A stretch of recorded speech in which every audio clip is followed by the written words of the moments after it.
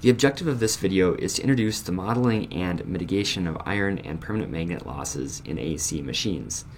These losses are typically lumped together into the category of core losses, and that is losses that are created by time-varying magnetic fields interacting with magnetic and electric materials in our machine. First, let's talk about iron losses, that is, losses that occur in iron regions of our machine. And we can note that there are actually two dominant loss mechanisms in iron losses, and those loss mechanisms are eddy current and hysteresis losses. We'll talk about eddy current first. And to do this, I've drawn a picture of a stator tooth, and this stator tooth is exposed to a time-varying magnetic field that enters the tooth. And because this is time-varying, if we realize this as a solid hunk of iron, we're going to end up with an eddy current that's induced due to dB dt. This will create a circular electric field that will cause a current to flow, and that is referred to as an eddy current. And the eddy current will take a path that will cause it to cancel out some of the dB dt. It will oppose changes in our magnetic field. And so if we do not laminate this structure, we'll have big trouble because these eddy currents will do two things. First, they will create a lot of losses, and second, they will actually suppress the motor action of our machine. They will cancel the time-varying magnetic field and reduce our torque rating. So we'll get a very poor performance machine. And the solution to this, as we've already talked about in the class, is that we laminate our stator, or we laminate our iron regions that are exposed to dB dt. And so what we have is our stator, or any iron region that we've laminated, now consists of a stack of laminated sheet metal. And when our magnetic field enters this, the laminations interrupt the path that the eddy currents would take. So now our eddy currents can only take these small circles within a lamination because our laminations are all insulated. So we've got a stack of insulated sheet metal, and we've effectively just restricted our eddy current path. So that was eddy currents. The second loss mechanism is called hysteresis. And so if we draw the BH plot of a piece of magnetic steel, it will have this following shape, which should be familiar to you. We talked about this for permanent magnets. This is what the BH curve looks like for a piece of steel. And usually when we model this, we assume, or we model our BH curve as just having this trajectory in the middle. But actually the BH curve has got hysteresis. That means that if you start traversing the BH curve in one direction and you get all the way into saturation, when you return along a different pathway. So your steel has got some memory associated with it. And every time you take one of these loops, every time you traverse this loop, that represents some energy dissipated. And so both of these phenomena are present in magnetic steel that you will use to carry your magnetic flux. And to help model this, manufacturers will provide you with loss curves. And if you're not satisfied with their loss curves, you can actually measure your own. These are measured experimentally using what's called an Epstein frame test. And these core loss curves are typically in units of watts per pound, or watts per kilogram, or watts per meter cubed, because they've tested a sample and they've determined how much loss is occurring within some quantity of that sample. And typically this is by weight, so it's either going to be watts per pound or watts per kilogram, and you need to be able to interpret that correctly in order to determine the losses that you will have in your specific geometry. And so, for example, a typical test might look something like, or the test results might look something like this, where on the X or the Y axis they'll give you power loss in your watts per pound, for example, and on the X axis they will give you a peak magnetic field that was used in units of Tesla or in units of Gauss. And then they'll give you several traces, and each trace will correspond to a different frequency. So for example, this red line might be at 200 hertz, and this purple line might be at 100 hertz, and then maybe the blue line is at 50 or 60 hertz. And so what they did to measure this is that they excited the steel with some field that has a peak of b hat and varies cosinusoidally with the frequency that that trace is listed at. So they've excited it with a single frequency, and then they've measured how much loss occurred.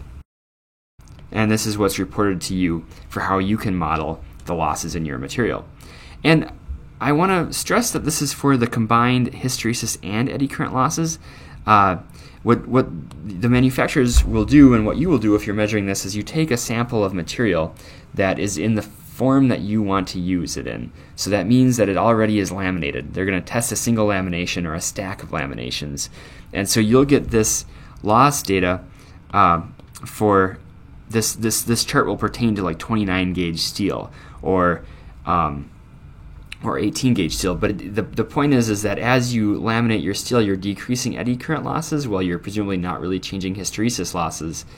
But the loss is not modeled as independent physics. It's just the combined losses reported for a given sample. So if you want to figure out how much loss you have in your motor with 29 gauge steel, you need to pull up the loss characteristics that were measured on that 29 gauge steel. It won't be a good idea to try to pull up the characteristics from a thicker steel and figure out what they might look like if you laminate it with a thinner gauge. The modeling approach that you use to determine the losses in a region is typically based off of what's referred to as the Steinmetz equation. And it's been the state of the art for modeling losses in iron regions for this last century. And there's certainly many shortcomings of this, as you're going to see as I describe the modeling approach here. And there's a lot of innovation going on right now about how we think about losses in our iron regions, in particular as we add more harmonics to our iron regions. But this is kind of the classical way of modeling losses, and this is what you're going to see when you look under the hood of any finite element analysis tool, is that they'll use some kind of modification to the Steinmetz equation. And the Steinmetz equation is meant to handle only sinusoidal excitation. And that excitation should be a single sinusoid with a certain amplitude and a certain frequency. And if you do that, the Steinmetz equation said that you can model the loss as follows, where we've got the sum of two equations. One equation is attributed to hysteresis losses, and the second is attributed to eddy current. And they both depend on the frequency of this excitation and the magnitude of it. So we've got a b hat squared and an f squared in the eddy current term. We've got a b hat to the beta power and an f hat, or a frequency to the alpha power in the hysteresis expression. And so while it looks like we're distinguishing between eddy currents and hysteresis losses, and typical FEA tools actually will tell you that some losses are hysteresis versus eddy current, in practice you can't actually very well attribute these to separate physics. And so the best way to think about this equation is that we're just curve fitting our losses to these coefficients.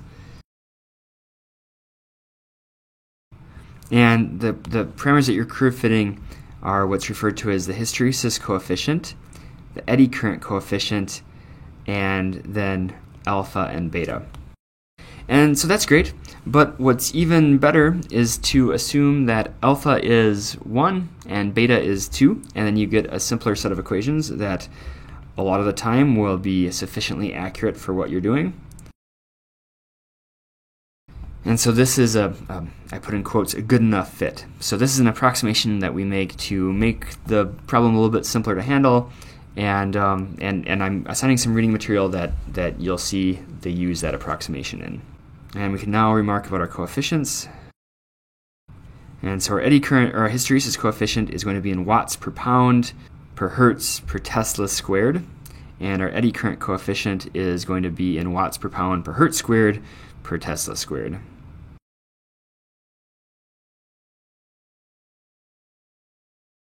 And so in practical AC machines, we have more than just one harmonic in our fields.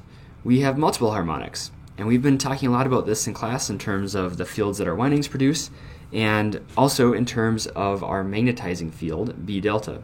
So if we can express, just for illustration, we can express B delta as a sum of harmonics.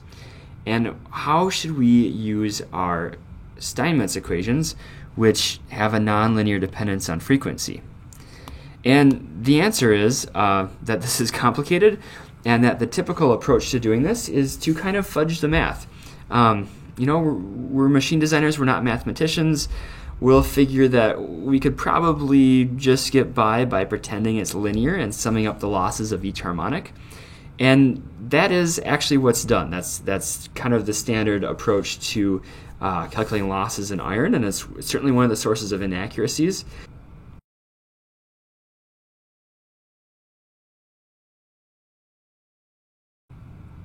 And so we can write this as a sum of all the harmonics.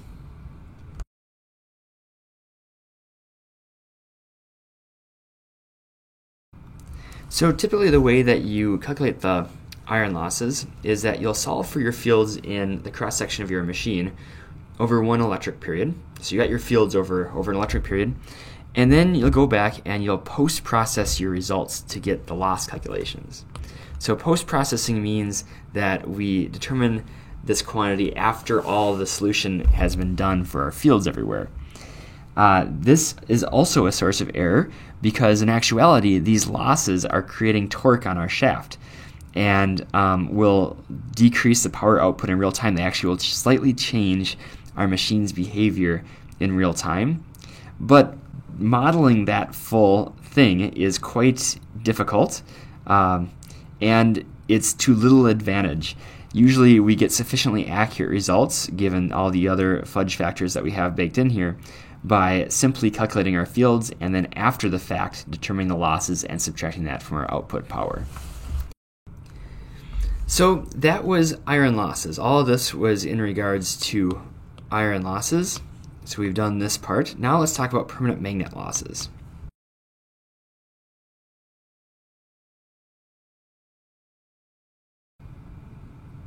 So permanent magnet losses are dominated by eddy currents. We previously sketched the hysteresis curve for permanent magnets before, and we noticed that we don't usually traverse the full hysteresis curve because that would involve magnetizing and remagnetizing our magnets. So for that reason, every time we move on our BH curve, we don't really take a hysteresis path, so that there's no loss from that then, but we do have a rather high conductivity in magnets, which results in eddy current losses. And so again, if we have a dB dt, a field going into our magnets, where dB dt is not zero, then we are going to get induced currents. And the sources of this time-varying field are largely from what's called slotting effects, or our winding harmonics. So in our previous winding design unit, we spent a lot of time calculating the different harmonics of our windings in the form of winding factors, and we related this to magnetic field harmonics in our final video. And we saw that when, for the harmonic of V equals 1, we produce a field that travels at the same speed as our rotor. So that would produce no dB dt in the rotor's reference frame, because this field is moving at the same speed. But if V is not equal to 1, we produce a field at a different speed, and it might even be a different direction. So our primary source for these fluctuations in our magnetic field is from the harmonic content of our winding. But it can also be due to current ripple in our stator currents. So this relates to our motor drive and how precisely it's able to regulate current. And the solution to this, similar to lamination of steel, we effectively laminate our magnets. It's called segmentation. We segment our magnets.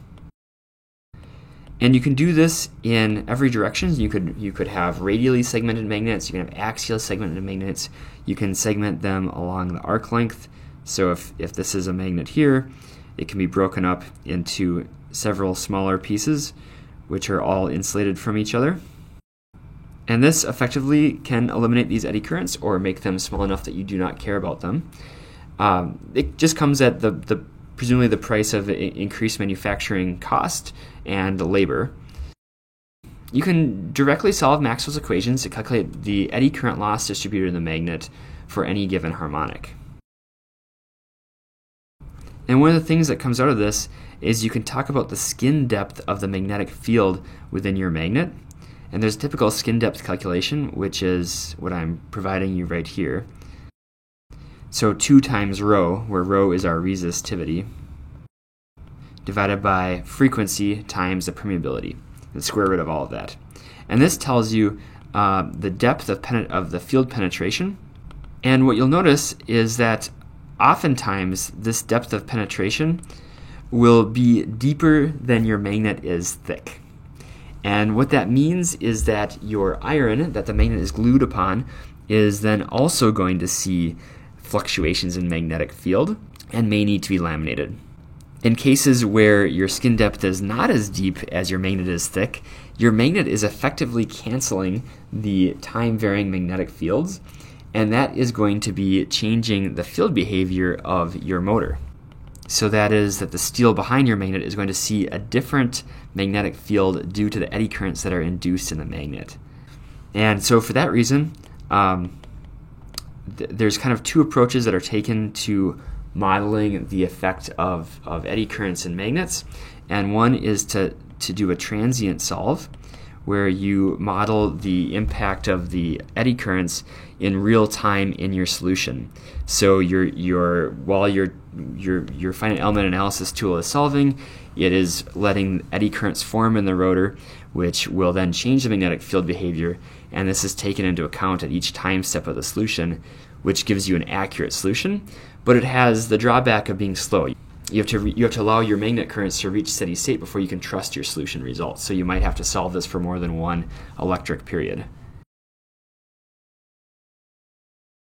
And the second option is that you continue to do a static solve, where you post-process your magnetic field results to get your eddy currents.